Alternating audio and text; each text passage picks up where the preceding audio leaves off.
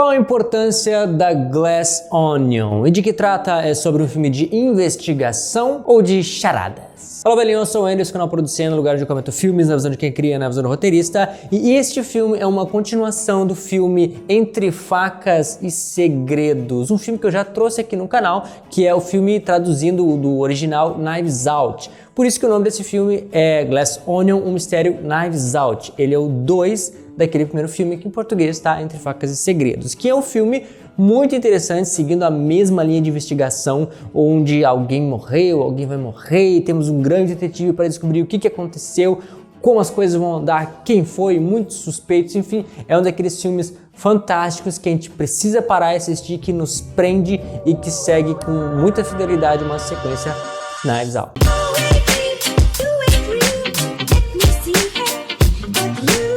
Glass Onion, um mistério Knives Out. Dia 10 de setembro de 2022 foi lançado esse filme na Netflix e certamente ainda está disponível, né? A sequência, o 2 do Entre Facas e Segredos, como eu já falei, e a primeira cena nos data dia 13 de maio de 2020. O que estava acontecendo em 2020 na vida real? A pandemia. E é nesse contexto que eles começam a construir toda a história, todo o filme. Nós vemos várias pessoas muito diferentes, muito distintas umas das outras, encerradas em casa, no seu lugar ali, com uma vida meio sem graça, procurando algo que os faça ter um sentido, uma excitação na vida, e ali eles recebem uma caixa misteriosa do Miles. Aparentemente todos eles se conhecem, portanto amigos do Miles, e dentro dessa caixa nós temos uma charada que leva eles então a um convite para um final de semana numa ilha deserta, isolada, né? Não deserta, né, porque tem construções lá, mas uma ilha isolada, com o nosso querido Miles, e eles têm que fazer essa charada ali para chegar a uma outra charada. Quem vai matar o Miles? É uma brincadeira, na verdade, que eles vão ter na ilha e que é algo muito excitante, muito empolgante para quem está ali, né, no meio da pandemia sem nada o que fazer. E eles são considerados, chamados de os disruptores, que traduzindo, né, o filme acaba nos explicando esse conceito. Para eles, os disruptores são aqueles que avançaram os limites do sistema e alcançaram o sucesso. Então são pessoas de sucesso que se deram bem na vida e que vão se reunir para curtir a vida separados, né? E por mais que seja na pandemia, eles enfatizam muito a importância disso, né? Não aconteceu, não foi filmado na pandemia esse filme, mas ele simplesmente traz o contexto da pandemia e mostra a importância de que quando eles foram para a ilha, eles colocaram ali uma bala, um negócio na boca ali, que é para dizer, não, agora tu tá saudável e tu pode fazer tudo normalmente sem se preocupar com a saúde. Detalhes importantes ali que eles precisam frisar para evitar problemas assim de incentivar as pessoas a fazerem o errado, enfim.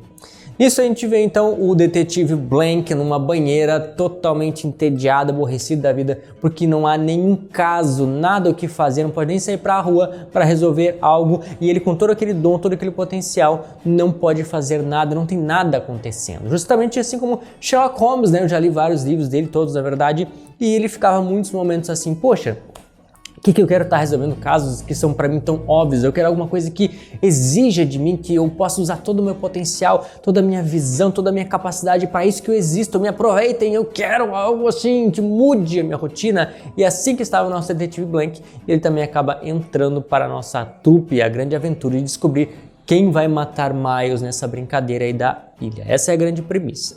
E, diga-se de passagem, o detetive está um pouco diferente nessa história, ele parece um pouco mais ansioso, um pouco mais impulsivo, um brincalhão talvez, só que essa é uma continuação do filme 1, né? No filme 1 ele tinha uma outra postura, um pouco mais séria, mais fechada, mais centrada, mas nesse momento eles estão na pandemia, o que justifica um pouco da ansiedade, da impulsividade desse detetive, porém ele continua ainda assim muito bem observador e focado em tudo que deve continuar focando, né? Aquilo que deve perceber nas pistas e no mistério todo. E dentre os suspeitos, os grandes amigos que receberam as caixas, nós temos ali a Claire, a Birdie, a Andy, o Duke, a Whiskey, que é a namorada dele, o Lionel e a Peg.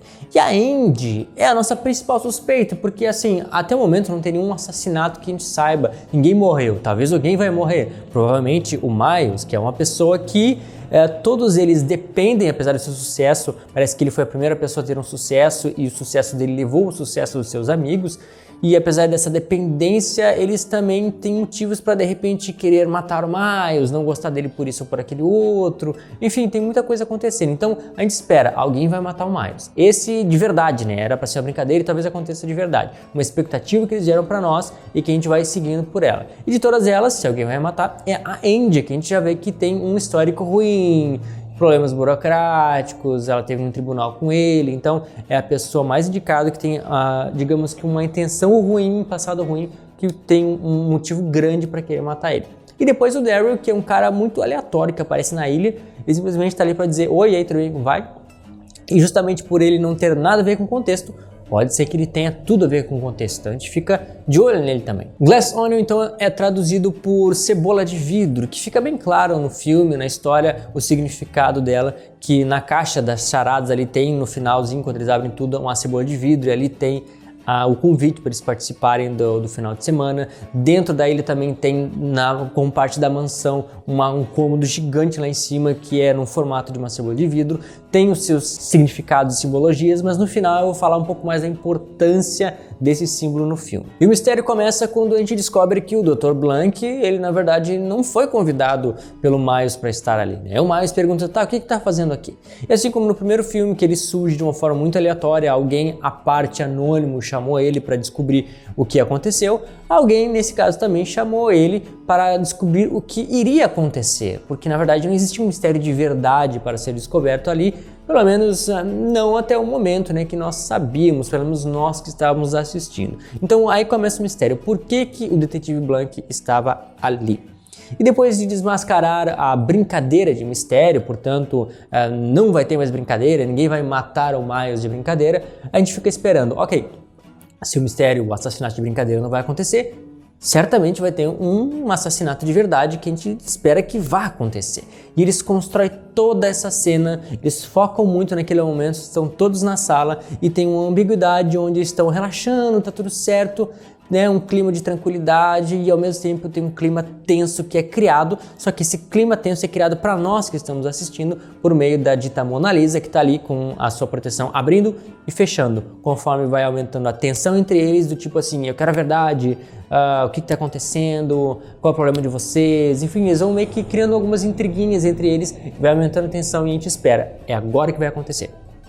E para nossa surpresa, não é o Miles que é morto, mas o Duke, que ele toma ali um negócio estranho, passa mal e morre. E ali começa tudo, desligam-se as luzes e a gente pensa, tá, agora sim vai acontecer, porque demorou meio filme para isso acontecer, para o grande assassinato acontecer, então demorou muito, a gente ficou ali esperando coisas acontecendo, só que tinha um propósito nisso, várias coisas foram apresentadas para nós, para que mais na frente elas fossem esclarecidas, o porquê que aconteceu e o que mais aconteceu naquele momento, para que enfim o assassinato fosse acontecer bem no meio, que ali fica tudo muito interessante. Demorou um pouco para chamar a nossa atenção, mas pelo menos para mim, da parte do meio para o final, ficou muito mais interessante, eu fui ficando cativo ainda mais, porque ele nos gera uma expectativa que não é suprida, outra coisa acontece. Ou seja, ok, vamos para uma brincadeira de assassinato que vai acontecer na ilha. A gente vai lá e tá, não acontece, não vai ter brincadeira. Ok, então vai ter um assassinato, provavelmente vai ser um Miles, a gente vai lá, espera acontecer e pum,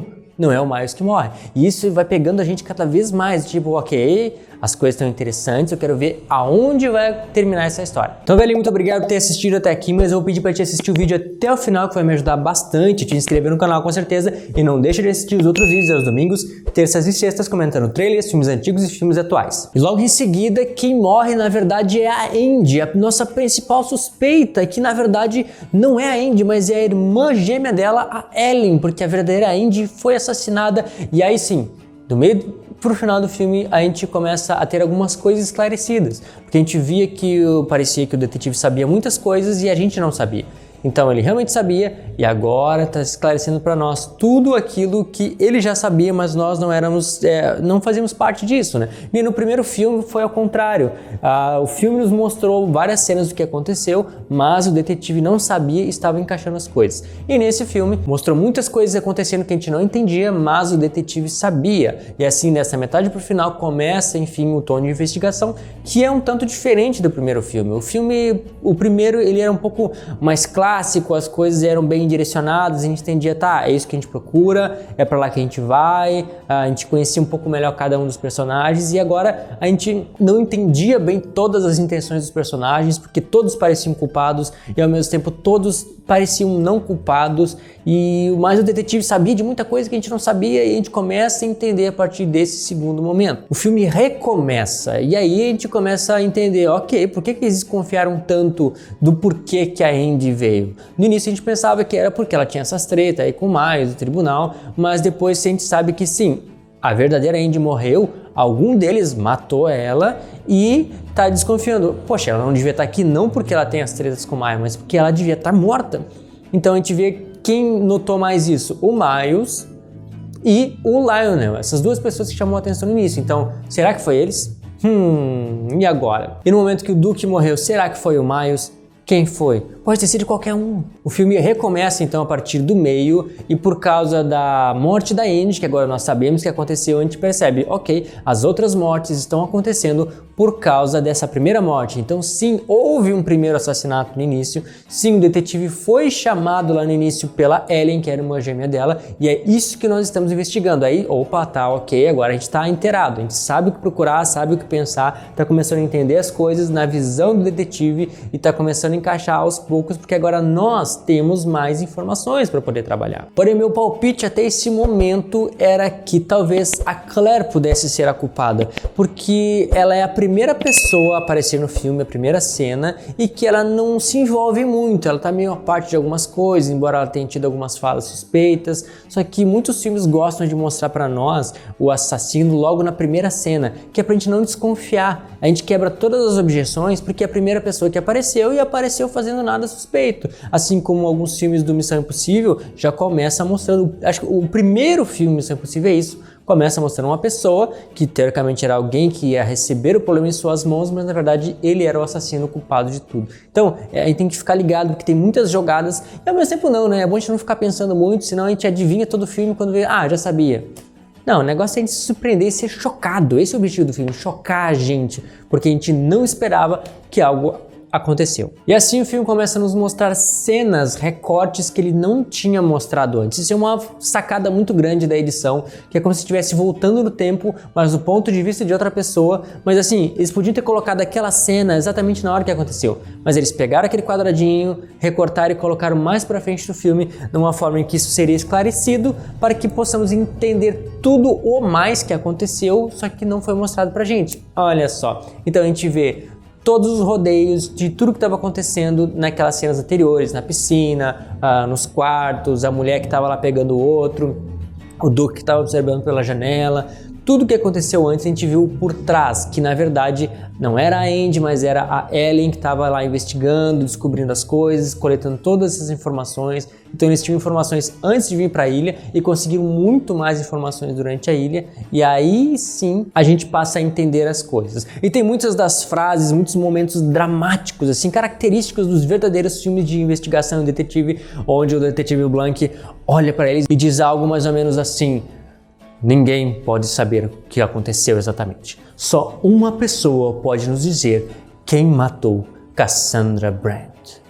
Que é a cena dramática, aquele momento que dá um close, que chega perto, que nos põe dentro da situação e que faz a gente ficar assim, ai que legal, olha só o que tá acontecendo, quero descobrir quem matou a Cassandra Brandt, será que foi esse, foi aquele outro? Ele tá conseguindo enxergar alguma coisa, mas ele ainda não falou para nós, tem alguma coisa, o buraco da rosquinha, o buraco do buraco que tá lá no meio, que ele ainda não enxergou, mas que ele tá quase lá, e a gente tá acompanhando com ele, tentando criar ali as nossas próprias investigações, nossos palpites e chegando a entender, tá, quem realmente é, o que tá acontecendo. E no fim tudo é esclarecido lindamente com aquele discurso do nosso detetive Blanc, que o culpado no final era aquele que mais parecia ser no início, que era o Miles, que convidou todos eles para uma ilha para adivinhar o seu assassinato, ou seja, tinha alguma coisa muito estranha em tudo isso, o Miles tinha alguma culpa e realmente ele era o culpado, e eles perderam a grande pista, a grande prova, na verdade, que garantia que a irmã dela, a irmã da Ellen, a verdadeira Andy, não era culpada, ela perdeu muito dinheiro e tudo isso.